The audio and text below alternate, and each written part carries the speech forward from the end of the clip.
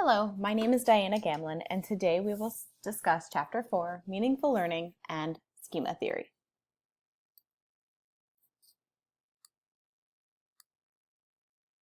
There were multiple theories proposed in Chapter 4. We have Azubel's Meaningful Reception Learning, proposed by Azubel and R.E. Mayer. We have Meaningful Learning as Assimilation to Schema, proposed by theorist Norman, Rumelhart, Zweller, and Van Marienboer. And then we also have the idea of meaningful learning, the schema theory, and instruction. So one important area to discuss before we continue is what is meaningful learning? Many of the theorists believe that it's learning and making use of this information. Sometimes we have information and we don't know how to use it, or sometimes we have information and we don't know how we've acquired it. So these are some of the ideas that Chapter 4 assesses. So I'm going to ask you a question to think about right now, and that question is, how do you make mayonnaise? That was a question that was proposed in Chapter 4. Now, if you don't have a background in cooking, you may not really know how to make mayonnaise, but chances are you probably use it from time to time and you might enjoy it. But how do you make it? So these are some of the ideas that were behind the theories of meaningful learning. So, meaningful reception learning.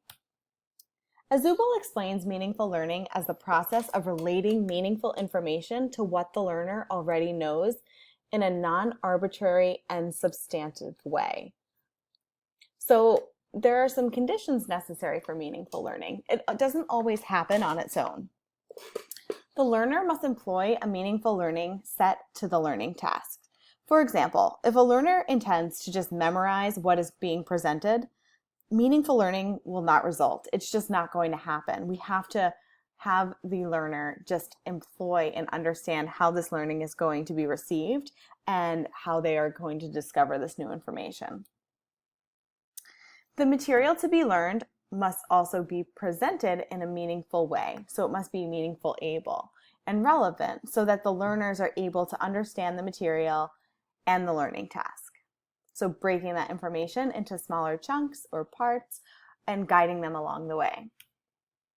And the third is using what learners already know and how that knowledge relates to what they're asked to learn. So making those connections and helping them bridge the gap. Meaningful reception learning. So we just move on to an idea of cognitive organization. So how a learner's overall memory or structure, and in this theory of cognitive organization, again proposed by Azubel, he believes that there's a hierarchy of structure. So from our textbook on page 117, we have this idea of the hierarchy of information that we store in our brains. So higher in the hierarchy, we have general information. Oh, my apologies. We have this general information, and then we have very specific information that are low on the hierarchy. And we also have high in the hierarchy is stable information, and lower in the hierarchy is this unstable information or information maybe we're not sure about. So learning and making use of information may not always be meaningful to the learner. So for example, if we apply the mayonnaise, we all know what mayonnaise is. That's a general information, but can we specifically make that mayonnaise is kind of the idea of what Azubel was presenting. Next, we're going to discuss the process of meaningful learning. So there are a few different processes that we will discuss from this chapter. The first is derivative subsumption. This describes a situation where newly learned information is an example of what is established due to a previously learned concept. So for example, if I were to say to you, what type of plant is this? You could look at it for a few minutes. You could tell me, well, it could be a plant that is a fruit or a vegetable. You know it's a plant because it has a root system, it has a stem, there are leaves, and something is budding.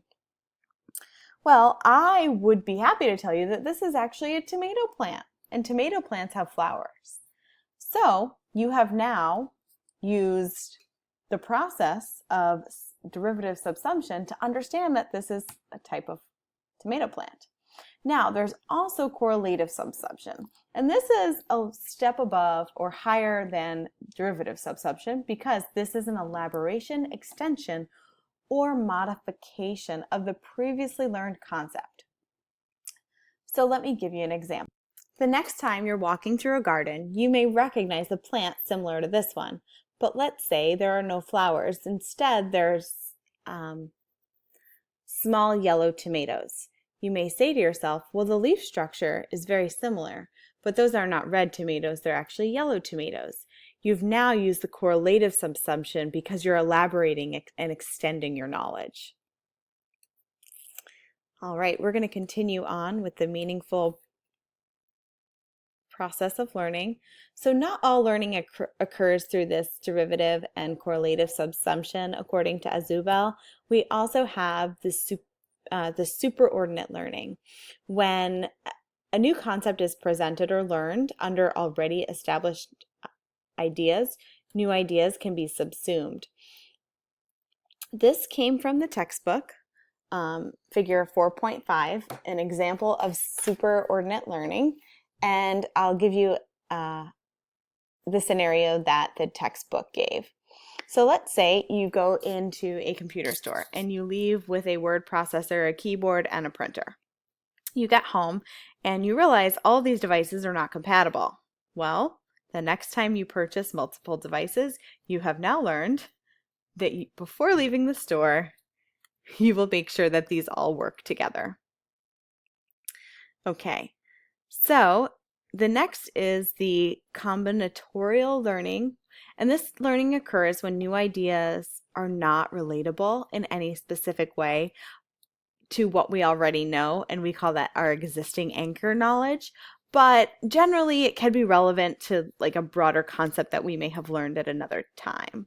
So when we look at learning and cognition, we're looking at this idea of, hey, how can I integrate this into what I already know in my mind? So if you know that metal conducts electricity, you would know that the flow of heat could go through a metal. So let's say you an experiment on different materials and how they can conduct electricity faster. You have copper and you have some type of wood and maybe even a type of plastic. If you already know that you can conduct electricity through metal, you know that you're going to be able to complete this science experiment effectively and maybe even more efficiently if you use the copper first. So that is just one way you could relate this combinatorial learning to something you may have already done. Okay, so let's look at the learning outcomes here. During learning outcomes, we want to look at the role of the learner and how important their role is. It is very important for the learner to make connections between prior knowledge and to be learning this information and the results and then adding this to their cognitive structure. Now, as the instructor, it's very important that the material is meaningful to the learner. Again, this meaningful learning process. Instructors want to activate learners' prior knowledge and organize instruction to help make it meaningful, help them make meaningful connections with what they already know. I know as an educator myself, I always try to have students explain to me what they already know about a concept before I start teaching. Number one, you can get rid of the misconceptions, but number two, you take what they already know and build upon it throughout the lesson. Okay, we are going to continue on here with the schema theory. So what is the schema theory? According to our textbook, schema is a data structure for representing the generic concepts that are already stored in our memory. Schemata are packets of knowledge, and the schema theory is the theory of how these packets are represented and how that representation facilitates the use of knowledge in particular ways. Schemata are also used to guide encoding, organization, and the retrieval of information. In short, schema is what a learner already knows about a concept. For students, their schemas pretty much amount to what they already know about a particular concept, and students may have learned it in other classes or maybe through their own experiences. However, what they know may actually be incorrect, and it is our job to either expand and correct their schema about these important concepts that we're teaching. Again, getting rid of those misconceptions. So if we look at schema-based processing, it's interesting as I read through this chapter to know that a schema is often formed, but many of us don't even know that we're forming these schema or these schemata. And it's done like within our subconscious, so we're not consciously aware of this happening. So schema-based processing, when is this process occurring? Well, it happens when we're comprehending a text and reading. It happens when we're trying to understand events and guiding actions, as well as solving problems. So we're able to understand these different, make these connections and learn these things all without really knowing it's all happening. So the nature of schema. So according to the textbook, they compared schema to a variety of things. One was theories. So schemata are like theories because they allow us to interpret events and phenomena surrounding us, allowing us to make predictions based on unobserved events. Schemata are also like computer programs because it allows us to actively evaluate and encode new information. And then schemata are also like plays because a play has a basic script. Every play has a basic script. However, each time a play is performed, there are different characters, different settings, and different actions. And that is the nature of schemata. Now, learning outcome. Organize conceptual knowledge and mental models that can be used to interpret events and solve problems.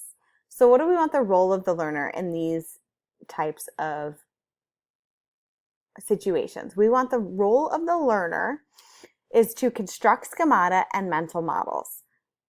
Use, modify, and automate these schematic in solving problems. And then the role of the instructor.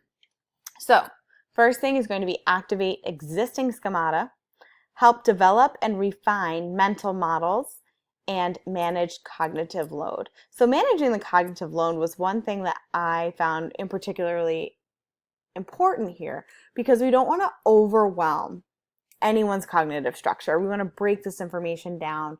And the use of advanced organizers and graphic organizers was mentioned as a way to do this. And we'll go on and discuss that a little bit more before the end here.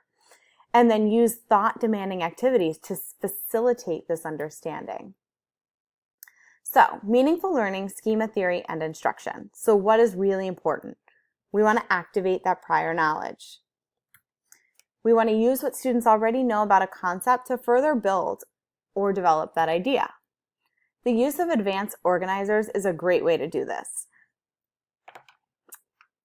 Advanced organizers bridge the gap between what the learner already knows and what the learner needs to know before he can meaningfully learn a new task. Now, how can you create an effective advanced organizer? These simple steps. Examine the new lesson or unit and determine prerequisite knowledge. You could do this in a list format. You could reteach if necessary if you feel your students aren't prepared to learn this new information. You definitely want to find out if students know any of the prerequisite knowledge, and then you want to list or summarize any main ideas or concepts in the unit. This could also be done first.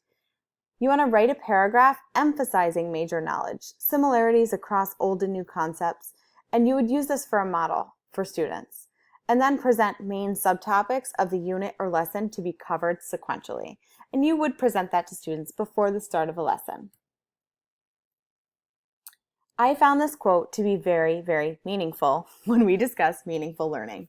As designers, it is our duty to develop systems and instructional materials that aid users to develop more coherent, usable mental models.